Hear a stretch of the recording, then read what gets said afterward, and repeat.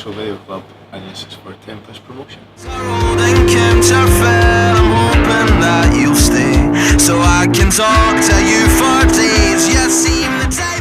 Let's go for 3am first. How's it been received so far? Good, yeah, really good.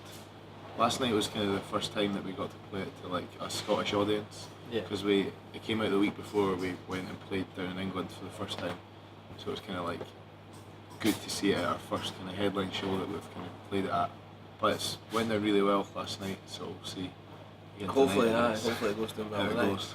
How would you compare Scotland's music scene to England then? I think it's obviously a lot smaller, isn't it?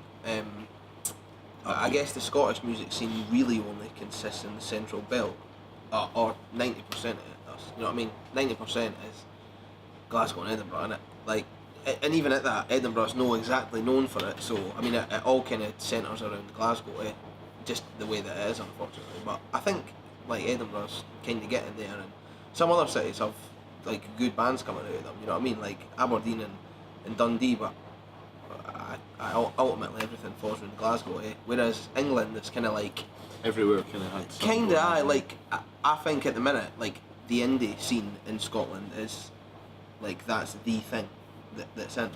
Whereas England, there's like a lot of things in different places. Like indie might be in Leeds and Manchester, but that might not be the in thing in London, or do you know what I'm saying? So, I guess that's how I would summarise it. I quite like there were proper like venues more here, especially like in Edinburgh. It seems a lot of the places are like just nightclubs that let you have gigs there, whereas there was more like venues, like more proper music venues yeah. in England and stuff. Cool. It's kind of like, imagine Glasgow, how that's got a multitude of venues, but virtually to every major city you go to. Do you know what I'm saying? So, it was good in that sense. Like, really receptive. It was really receptive audience and all. Like, we weren't sure how people would be if people would got heckled for the accent once. Heckled for the accent, but it was good. So you're finding the reception quite good in other places then? I think that's down to Spotify though, really, innit?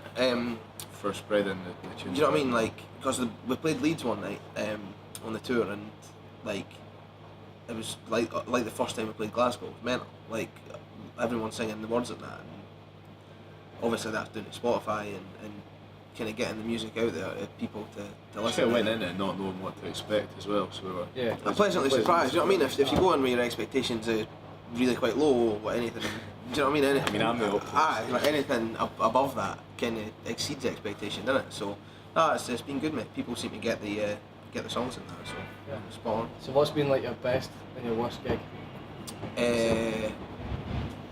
Best gig ever or on the just you can say on the tour if you like. We'll go ever. I could tell you what the best gig ever is. I think unanimously would be probably here in February. We played here in February, just totally off our own back. So, like, we were playing a lot of. Well, I say a lot of shows. It wasn't a lot of shows. We were playing what I would call circuit venues in Edinburgh, because the problem is there isn't really any, right? So you have Mash House, you have Cabaret Voltaire, but that's your whack. You don't have anything else. So we played them a couple of times, and I had a decent amount of traction, but nothing to write home about or anything. And then we brought a song called Psycho out in the October, and then we sold a place, like one of the places I mentioned, the Mash House. We sold that out like a week in advance, and we were like this is weird. Like, normally bands didn't, you know what I mean, sell things out in advance. Do you know what I'm saying? Bands didn't normally. And we hadn't ever. And we hadn't ever. So it was almost like people had started to get on board, if that makes sense. And then 4 months later, we booked here and sold here. And so, it was definitely, like, just because we kind of got that far with no support. Yeah. You know what I mean? Like, we literally booked it ourselves, played here ourselves. Yeah. Like, so, that was definitely the best one. Like, worst, potentially Belladrum. It was Belladrum, good in terms of, it was our busy. first like outdoor festival. We were really looking forward to up in the Highlands and stuff. It was like a nice day, we got to wander around, we got a good crowd in, and then had the power cut. And it was like 1993, so it like built up to the chorus, First chorus. Just at the first beat, it was like Everything all five. And then that happened last night. That happened last night in stereo. So either we're incredibly unlucky, or just rock too hard. Fingers crossed for tonight. Well, fingers I know, crossed for the I'm night. on edge now. Like, I know, I'm on edge now, but it is what it is, eh? So obviously, Retro Video Club's your name. How did you come about making that the name of the band? This is his bad idea, not mine. So, first of all, do you like the band? Yeah. There you go. I basically, we'd been practicing for ages, probably about 2 or 3 months. We had a full set of songs before we had a name. A full set of material in that. Some of the songs we still play. And we had a gig and everything booked, and it got to the point where we were like, what we got to call the band, so I threw a strop and said, right, if we didn't have a name by midnight, I'm out. Like, Obviously we all panicked because what we got to do. I was like, I'm out, I can't be arsed doing it if we, you know what I mean, if we can't even get a name, because we needed something. So me, Sam and me, Kieran and Michael went to McDonald's after a practice, and we were just brainstorming things that would be significant enough to annoy us, and what would be something that people got and understood and everything. And more importantly, something that was personal, and a personal memory of mine, certainly in music, is years and years I had to get the bus to a shop called Scales, right, which is at Newington in Edinburgh. And every single time I got the bus there as a youngster, I was a number 8, it stopped outside a shop called Vogue Video, which was and still is, a really old video store. Literally just sells old DVDs and old videos. Certainly when I was younger, it was videos that they had, because DVDs weren't the relic thing at that point. A long time ago. It was a long time ago. And it was just something that always stuck with me. Like, every time I go past, I'm like, how did they ever make any money? Like, selling old videos again. Yeah. And it was something that stuck with me and I always attributed that to when I was going to the music shop. So it kind of made sense that when I was doing something musical, like, I was at first we said, what about Retro Video Store? And then we were like, nah, it needs to be something that pertains to like a organisation or a club or whatever. Yeah. And then we were like, Retro Video Club.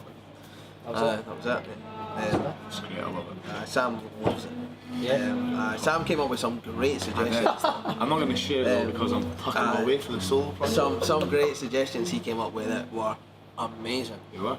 They would stand the test of time. Aye, sound. We'll see. We'll see about that. Wait for the solo But project. Retro Video Club's doing alright so far, so we're no need to pull him with the high. Yeah, fair dues. Who are the main influences for you guys as like songwriters, as a band?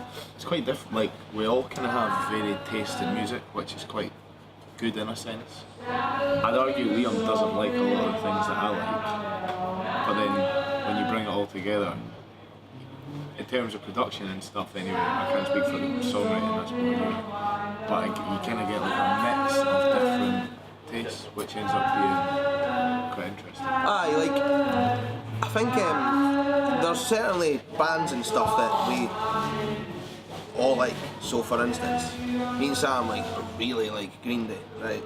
Since like back in the day. like, if it wasn't for them, we wouldn't play the guitar, right? Even though we didn't really sound like Green Day, there's elements that are a bit Green Day, which I'm fine with. But needless to say, just sort of pioneers, for me anyway, pioneers of like that sort of indie music.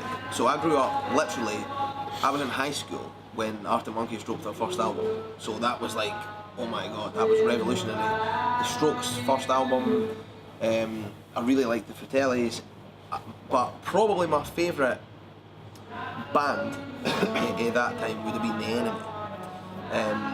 The first Enemy album was just sort of like so relatable in a sense that it was about a council estate band singing, getting out of a council estate really, and just every single song spoke to me. Like, I was like, just told everything that I was gone through and everything I'd known about life and that. So that's something I always tried to kind of take into like my songwriting. Like, I always wanted to keep a sense of just normality. You know what I mean? Like, somebody that works 9 till 5 and goes home to his missus could be like, okay, what that guy's on about, you know what I mean? So just bands that detail real life, mate. I would say that's ultimately the overall influence, but bands like the Strokes, The Enemy, and really just the Libertines, kind of like revolutionary indie bands and stuff. But I love pop music as well.